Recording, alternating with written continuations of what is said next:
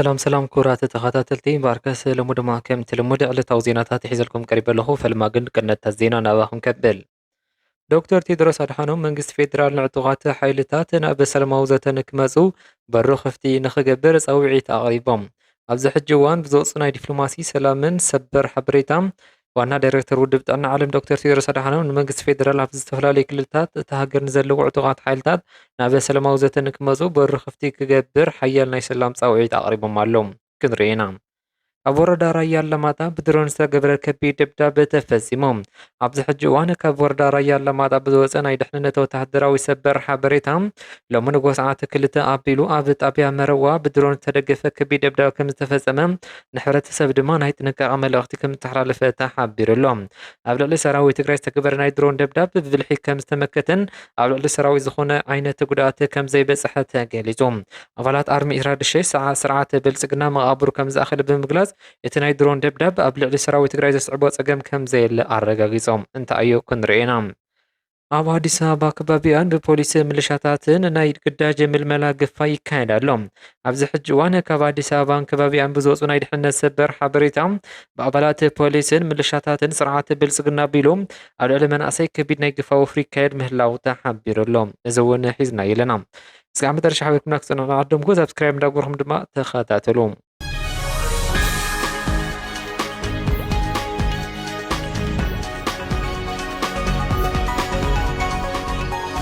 ዋና ዳይሬክተር ውድብ ጥዕና ዓለም ዶክተር ቴድሮስ ኣድሓኖም ኣብ ዝሃብዎ ናይ ሰላም መግለጺ ኣብ ኢትዮጵያ ዘሎ ዘይምትእምማናትን ግጭታትን ብሰላማዊ መንገዲ ጥራሕ መዕለቢ ክረኽቡ ከም ዘለዎም ብምሕባር መንግስቲ ፌደራል ብዝተፈላለዩ ክልላት እታ ሃገር ዝንቀሳቐሱ ዕጡቓት ሓይልታት ናብ ናይ ዘተ ድርድር መድረኽ ንክመፁ ዘኽእል ናይ ሰላም ዕድላት ክኸፍት ተላብዮም ኣለዉ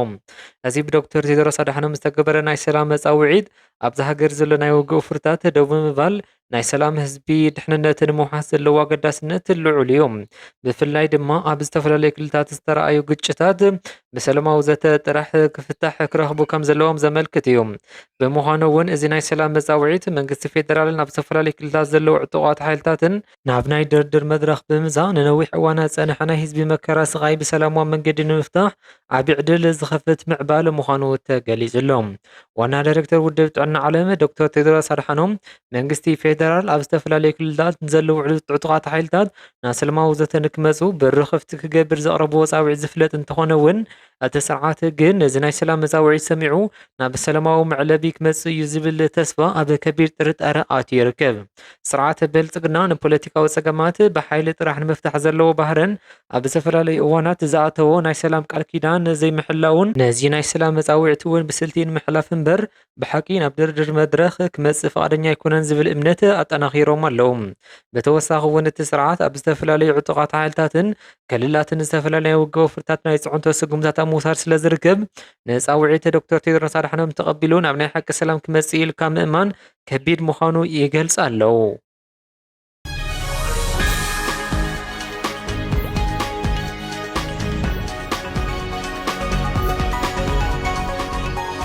ሎማዓንቲ ንጎ ሰዓት 2 ኣቢሉ ኣብ ወረዳ ራያ ኣላማጣ ጣብያ መርዋ ብድሮን ዝተደገፈ ሓያል ደብዳቤ ተፈጺሙሎም እቲ መጥቃዕቲ ብቐንዲ ኣብ ካልኣይ ብርኪ ቤት ትምህርቲ መረዋ ዘተኮረ ኮይኑ ኣብ ከባቢኡ ኣብ ዝርከብ ቦታታት እውን ደብዳቤ ከም ዝተኻየደ ተረጋጊጹሎም ብመሰረት ዝተረኸበ ሓበሬታ እቲ ደብዳቤ ኣብዞም ዝስዕቡ 3 ቀንዲ ቦታታት ተፈጺሙሎም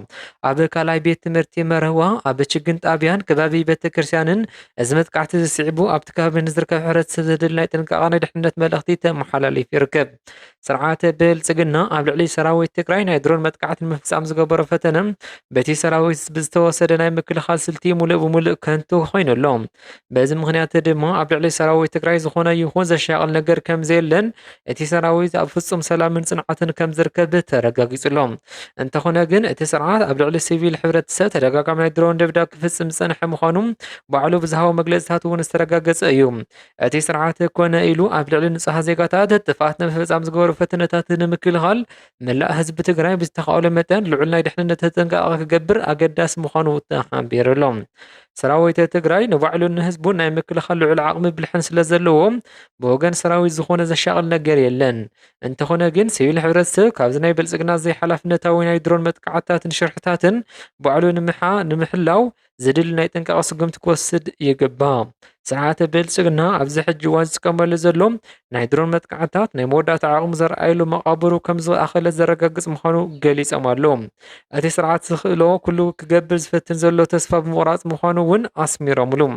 ብተወሳኺ እቶም ኣባላት ከም ዝሕብርዎም እዚ ብስርዓተ ብልጽግና ዝተገበረ ናይ ድሮን ደብዳብ ኣብ ልዕሊ ሰራዊት ትግራይ ዝኾነ ይኹን ዓይነት ጸገም ወይ ጉድኣት ኣየምጽአን።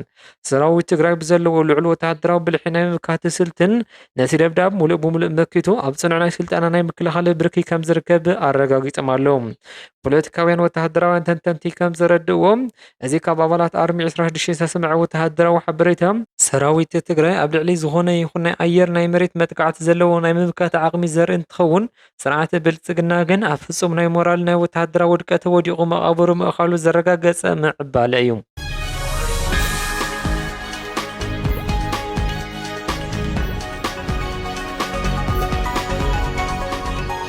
ኣብ ግንባር ሸረሪና ብዘመጽክዎ መስተንክራዊ ዓወት ናይ የቕኒልና ምስጋና ምሃብ ይምልከት። ንኣባላት ኣርሚ 13 ብመስተንክራዊ ስራሓት ግንባር ሸረሪና ኣብ ዝኾነ መድረኽ ኣብ ዝኾነ እዋን ኩሉ ግዜ ተዘካሪ ስራሕ ሰሪሕኩም ሕልሚ ጸላኢ ዘፍሸልኩም ንእምባታትን ከባብታትን ጓህሪ ጸላኢ ዘምከነ በረድ ንማዕበል ዘተንፈስ ህዝባዊ ሓይሊ ነውፂ መሬት ዘህድእ ብቕዓትን እምባታት ዝደፍእ ንከውሒ ዝጨድድ ንሞት ዝቐትል ልዕሊ ኩሉ ድማ ብዩ ዝሃዝቦ ምዃን ዘኽእል ብፍቕሪ ሰቡን ዓዱን ዝነደደ ልቢ ዝወነንኹም ብምዃንኩም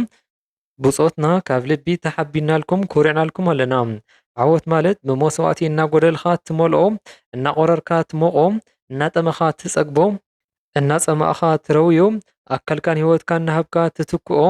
ኣብ ዘይዛረይ ጉዕዞ ኮንካ ምእንተ እትፈቱ ህዝብኻን ዓድኻን ምዃን ኣብ ልዕሊ ጸላኢ ሰፍ ዘይብል ነዋትን ሰብኣዊ ኪሳራ ብምብዛሕ ብተግባር ኣርኢኹምና ኢኹም እሞ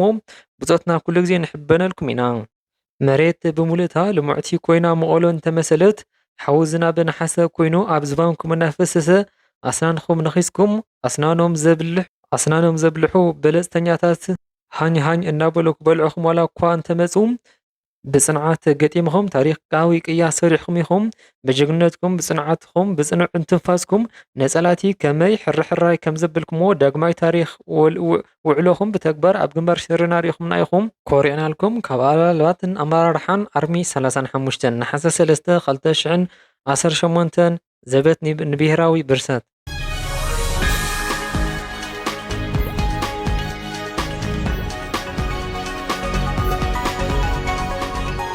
ኣባላት ምልሻን ፖሊስን ስርዓት ብልጽግና ኣብ ዝተፈላለዩ ክፍለ ከተማታት ብሰፊሑ ንመናእሰያት ብግዳጅ ናብ ወተሃደራዊ ናይ ምልመላ ማእኸላት ምውሳድ ዝዓለመ ከቢድ ናይ ግፋ ወፍሪ እናካየዱ ይርከቡ። ፖለቲካውን ወተሃደራውን ተንተንቲ ነዚ ከም ዝረድእዎም ስርዓት ብልጽግና ነዚ ናይ ግዳጅ ምልመላን ግፋን ክገብር ዝተገደደሉ ምኽንያት ኣብ ዝተፈላለዩ ግንባራት ዘጋጠሞ ከቢድ ናይ ሰብኣዊ ሓይሊ ክሳራን ናይ ሰራዊት ምብታንን ንምድባስ ዝገብሮ ዘሎ ናይ ተስፋ ምቑራጽ ስጉምቲ ምዃኑ ይሕበር ኣሎ። እቲ ስርዓት ኣብ ልዕሊ ህዝቢ ዘለዎ ናይ ምምራሕ ዓቕሚ እናደኸመ ብምዃኑ ንመናእሰይ ብሓይሊ ብምዕፋን ናብ ውግእ ክልእኽ ይፍትን ኣሎ። እዚ ብኣባላት ፖሊስን ምልሻን ዝካየድ ዘሎ ናይ ግዳጅ ግፋ ኣብ ውሽጢ ከተማ ኣዲስ ኣበባን ከባቢኣን ኣብ ልዕሊ ዝርከቡ መናእሰይ ስደተኛታትን ከቢድ ናይ ስጋኣት ሃዋህው ፈጢሩ ይርከብ። ብዙሓት መናእሰይ ካብዚ ናይ ግዳጅ ወተሃደራዊ ምልመላ ባዕሎም ንምሕላው ካብ ጎደናታት ህዝባዊ ቦታታትን ክርሕቑ ይግደዱ ኣለዉ። እዚ ብዛዕባ ኣብ ከተማ ኣዲስ ኣበባን ከባቢያን ብናይ ስርዓት ብልጽግና ምልሻታትን ፖሊስን ናይ ግዳጅ ምልመላ ግፋ ይካየድ ምህላው ዝሕብር ሰፊሕ ሰበር ዜና ንቐጻሊ ካብቲ ቦታ ዝወፁ ሓደሽቲ ናይ ድሕንነት ፖለቲካዊ ምዕባለ ብትኹረት ክንከታተሎ ኢና። እምበር ከስ ክቡራት ተኸታተልቲ ሎሚ ሒዘዮ ዝነበርኩ ዜና እዚ ይመስል ነይሩ። እስካብ ሕጂ ዝተኸታተልኩም ዳመስግንኹ ሰሰናይ ኩሉ ንዓኹም የቕንየለይ።